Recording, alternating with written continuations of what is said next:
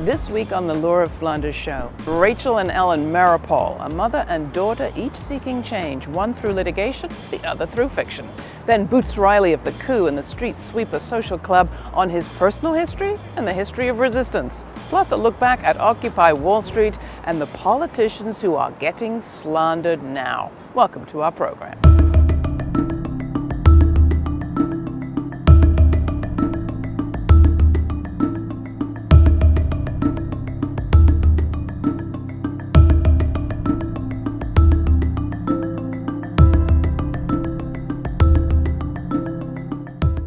We're a storytelling people, but how do we tell the stories of our fights for justice? Our next guests take on that challenge in their different ways. Ellen Meeropol is the author of 2 novels that deal with law, justice, and government surveillance. Her most recent book, On Hurricane Island, explores a fictional, secret domestic detention and interrogation camp for citizens. Ellen's daughter, Rachel Meeropol, is the senior staff attorney at the Center for Constitutional Rights in New York, where she works on prisoners' rights, Muslim profiling, the criminalization of dissent, and where she's defended, among others, environmental and animal rights activists targeted by the so-called Green Scare. These issues have affected both of their lives. Ellen's father and mother-in-law, Rachel's grandparents, were Ethel and Julius Rosenberg, who were executed by the U.S. government as spies. Welcome both. So glad to have you on the program. So glad to be here. Let's start with Hurricane Island. Handsome book, fascinating premise. Lay it out just a little bit for people that haven't had a chance to read it yet. It's about a 60-year-old woman who is going through security at JFK and is pulled out of line. She is hooded and cuffed and flown to a secret detention center in Maine, off the coast of Maine, on an island. Now, Gandalf is her name, right? Gandalf Cohen. Quite a character.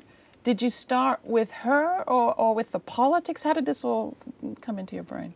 I was going through airport security at JFK, and she materialized in front of me.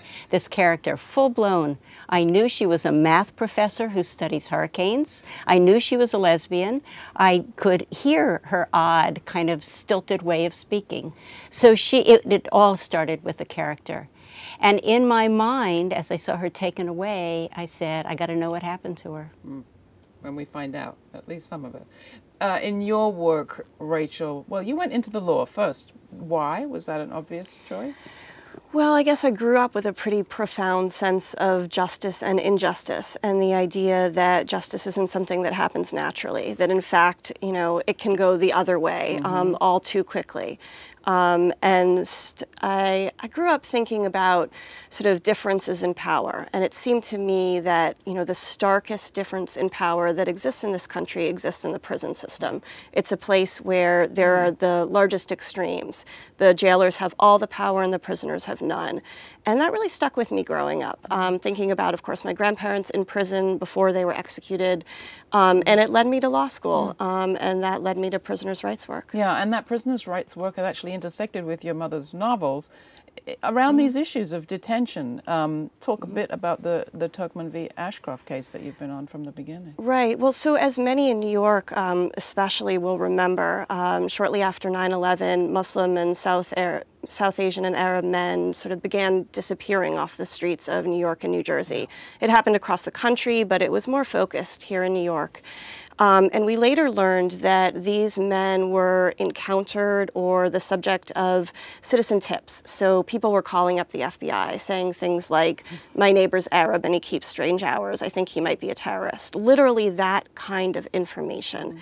And on that, a team of FBI, INS, and NYPD officers would be dispatched to to investigate the individual.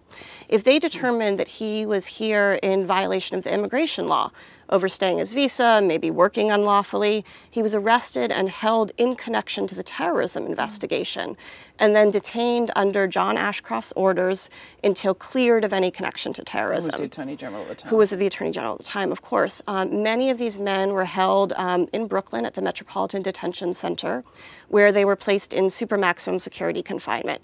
Although they were civil immigration detainees whose only connection to terrorism was their religion, their ethnicity, these were men who were treated as if they were terrorists, though there was no reason to suspect them individually of anything.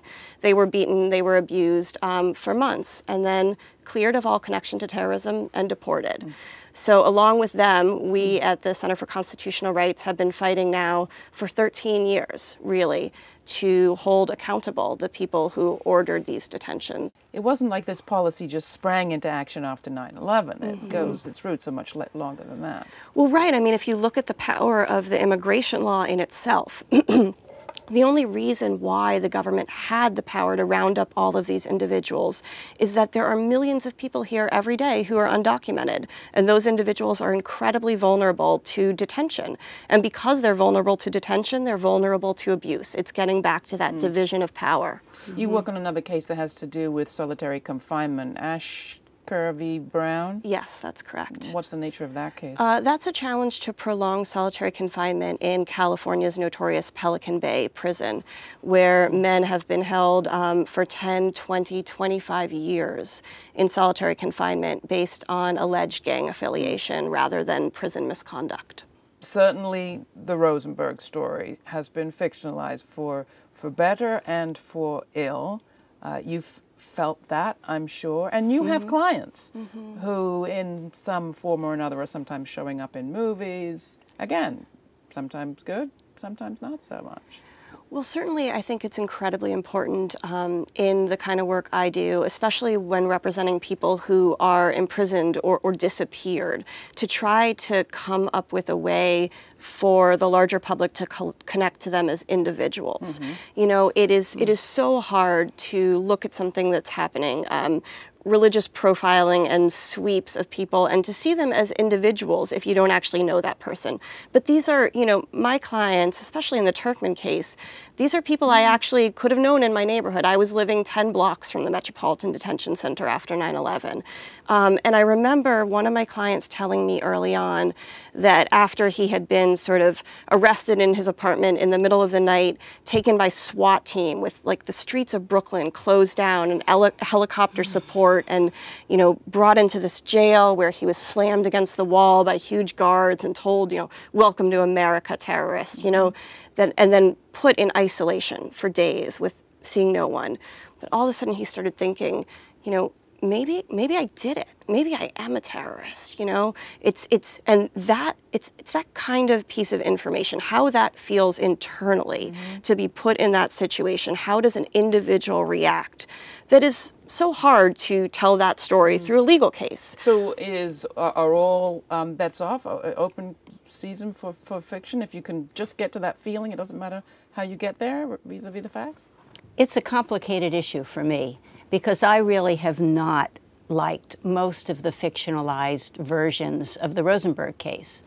But I also think that fiction is one of the most powerful tools we have to make people understand what it feels like to be in another skin, to see the world through other eyes. Tony Kushner's Angels in America, of course, has an Ethel Rosenberg character. I love it.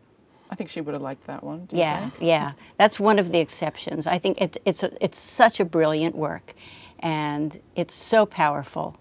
Just quickly, the Green Scare, people are familiar with the Red Scare, but what was the Green Scare, or what is it now? So over the last decade or so, there has been sort of extreme targeting of animal rights and environmental activists. There was a time when the FBI labeled them the #1 domestic terrorist threat, despite the fact that folks in the animal rights movement who were labeled that, there's never been an act of violence against an individual in this country.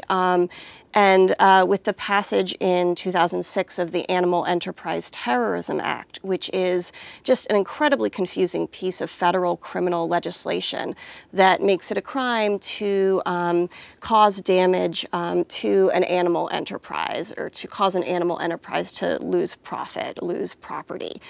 This is an act of terrorism. It's a terrorism act that targets individuals who are protesting and taking sometimes lawful, sometimes unlawful actions against businesses that use or sell animal products. So going after this sort of one segment of activists as somehow incredibly dangerous has come to be known as the Green Scare. And this is happening very soon after we've seen doctors who provide abortions actually be killed on the job, and the rights of the protesters there be protected, at least to an Right, extent. right. It's remarkable, the juxtaposition, really. And I think what it comes down to is, you know, corporate interests in the idea that individuals who challenge violence against animals, individuals who challenge the way in which our current practices are destroying our world and our environment, that threatens corporate bottom lines.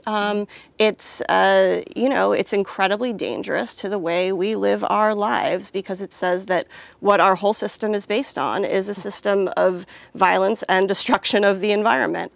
And the only way to counter the reality, I think, of that sort of activism, you know, is to demonize it, is to say, no, those people, they're radical, they're fringe, you can't listen to them, they're terrorists. Now that takes us right back to the Rosenbergs again. Right. People who were demonized, people who were described as terrorists and a real threat to the state. Talk to people today, and this is where we'll close, about what this story, what the legacy of that has been. Because you could look at the story of the two of you and say, the legacy's actually been to grow dissent. Well, I think that's a beautiful way to look at it. I don't quarrel with that at all. Yeah. I think, you know, the only other piece I would take from it is to say that sometimes it's a really long struggle. We're still not at the end of it, right? I think I'd like to imagine a day where, you know, the story of the Rosenbergs is known to everyone as a story of government oppression and abuse, not a story of treason, right? But I think we're working our way towards that day, and hopefully we'll continue to work our way towards that day. Well, thank you both, Ellen and Rachel. It's been a great time talking to you. I've had a great time talking to you. Thanks for coming. Me too. Thank you, Laura. Thank you. You can find more information about each of their books and their work at our website. Thanks.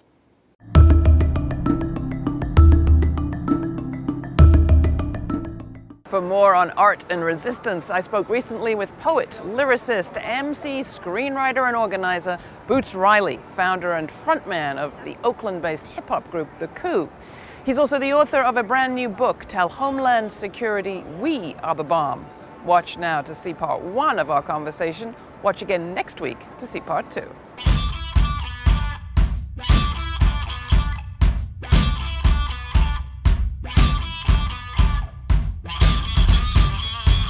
Organizing was tied in early to your life. Your family were organizers. I've heard that phrase a lot, but I haven't heard you really talk about what they did or who they were. Introduce them to us, if you would.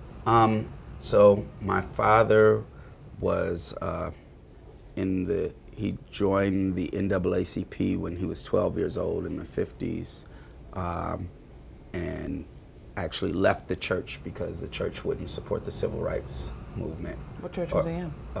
Some sort. My grandmother actually was a Pentecostal preacher, so I don't know the name of the church, but he was kicked out of that church because he stood up and said that in church and said that the church needs to join the civil rights movement, and the pastor said,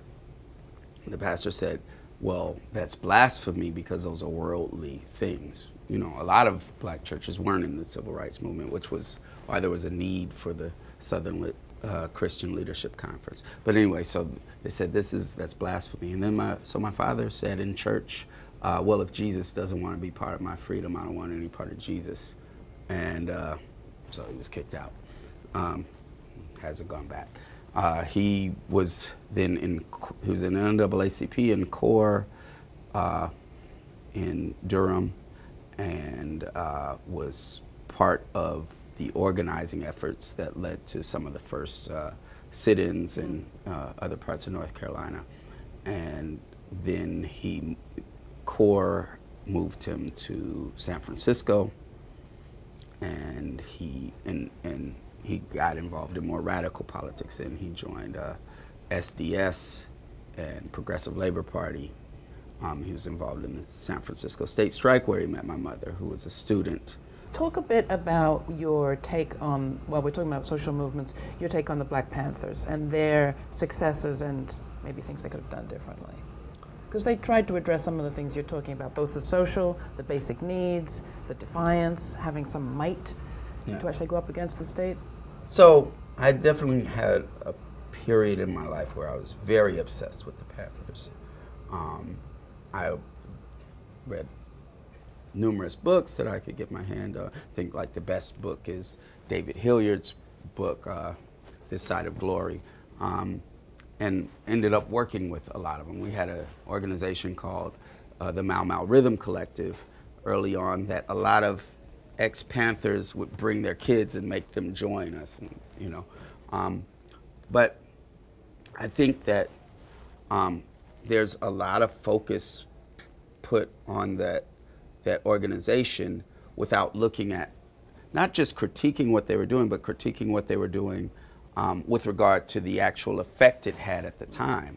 So for instance, you know, even in the late 60s, the Panthers would hold a rally and it was mainly white people, right? And which is, obviously everyone needs to be organized, but for an organization that was saying that their mission was to organize the Black community, it says something about about the effect that they were having. And some of that had to do with some of that had to do with stuff that they identified, which was the spectacle. For instance, the Panthers stopped wearing the berets and the leather jackets in 1968. And they existed for a while after that, but we only see the pictures of them with the berets and the jackets. The reason that they stopped wearing the berets and the jackets is they realized that the spectacle was making people feel like they weren't revolutionary. Like, wow, that is something to look up to, and we support you. Go ahead, keep doing it. But so our view even of what the Panthers were is really not. You know, we're looking at those pictures and we're not really seeing what it was. In the late 60s, there were still factories in Oakland. There was still a way to organize around that. And people, I mean, people of color are human beings. We're trying to survive, right? And so while there was stuff around free breakfast programs and things like that, it still had the same problem as we all have. Showing people the way of what's our power base, and so I think we don't look at that like, and so for a lot of time, you know, when I went to college and for a long time after, it was kind of like, we need to bring this back to the days of to the 1960s. But no, we don't need to bring it back to the 1960s. We need to bring it back to the 20s and 30s as far as the strategy. We've done a lot of coverage on this program of new economic efforts to bring sort of economic might into the hands of communities that don't have it. Talk about how you see those two things connecting in your worldview, the kind of extreme policing, extreme racism, and extreme inequality. How do they relate? And are there any groups that are connecting it in a useful way? Racism has a utility in capitalism. That's why it exists. One of those utilities is to say, so first of all, the reason there's a need for it is that capitalism must have unemployment, right? In order to keep wages low, there needs to be an army of unemployed people so that your boss can say, look, you can get fired and blah, blah, blah, keep these wages. Matter of fact, Wall Street Journal and all these folks, they get worried when the unemployment rate goes too low because that means wages are going up. So you have to have unemployed people under capitalism. And unemployed people also have to eat. So we end up having this illegal economy right? Because that's the jobs that can be created. Follow me. This is so illegal business, just like legal business, both of them use violence to regulate themselves. Legal business, if you got a supermarket and you got a cart full of groceries, you take it out without paying, somebody's going to physically stop you. And that's going to either be the store security or it's going to be police. So legal business has the police. Illegal business doesn't have the police, they have themselves. So, for instance, right now, you rob a liquor store, you rob the liquor guy, the police come after you. In the 1920s, you rob the liquor guy, the gangsters come after you. It's regulation of business, and that's what causes, it's quote unquote crime, and that's what causes the violence associated with crime. But there's this picture that's put out there, and what they tell us is that it's not poverty. And they tell us that poverty also is created by the bad choices of the impoverished. And how do they tell us that? They show us they show the other and say, hey, these are the folks that are savage, that they're culturally wrong, father's not in the household. Those sorts of things lead to this, and and so here is why poverty happens. And that's why racism is important, because that makes the white working class identify with the system, right? And so there's a utilitarian aspect to that, and that also is what okays the police being in communities of color and beating the hell out of people and murdering them, because those are the culprits. That's what's put out there. So the inequality and racism and abuse that comes from racism and the oppression that comes from racism, it happens more to one group so that they don't have to do it to everyone. We got a lot to teach you, precious babe.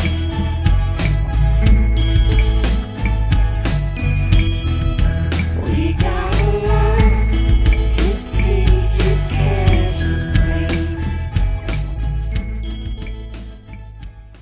For information on Boots Riley's tour and his book, Tell Homeland Security We're the Bomb, visit our website.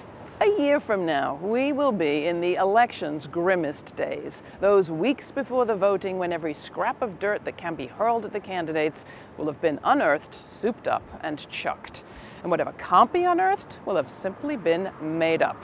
According to today's estimates, campaigns are set to spend some $4.4 billion on 2016 political advertising. They call it advertising, but most of those billions will be used to attack. There's little evidence that attack ads actually persuade undecided voters, but they do have real impact, and they create their own credibility, mostly because people in the credibility business, like the media, talk about them. Be it gossip, rumor, or slander, if enough people are talking about a thing, especially on TV and in the papers, it starts to sound as if it's true. Take this cycle. There are plenty of solid reasons to oppose Hillary Clinton for president. She's an awful centrist and a hawk, for starters. But there's precious little evidence to show that she did anything with her emails that every Secretary of State before her didn't also do. And the rules she supposedly broke weren't made until after she left office. As for preserving public records and transparency, the GOP hypocrisy is rank. I don't blame Camp Clinton for screaming to high heaven about Dick Cheney's energy task force, which is still a secret. Still, before you shed real tears for the polls, remember that the name-calling that some of the most powerful people in the world are complaining about now is the very same name-calling some far less powerful people feel all the time. You don't have to recall the witch hunts, the Red Scares, or the FBI's COINTEL program to find victims of this kind of slander. This time of year also marks the 4-year anniversary of Occupy Wall Street, a national stir that seemed like it could kick off a new grassroots movement until people with influence started casting it as a leaderless muck mussed up by violence, and then failed to cover the actual violence of coordinated police raids on defenseless occupiers. Juvenile predators, welfare queens, illegal aliens, remember them? Some people are getting slandered all the time, usually by people in power to serve their own interests. The difference is, in election year, other people in power get upset about it.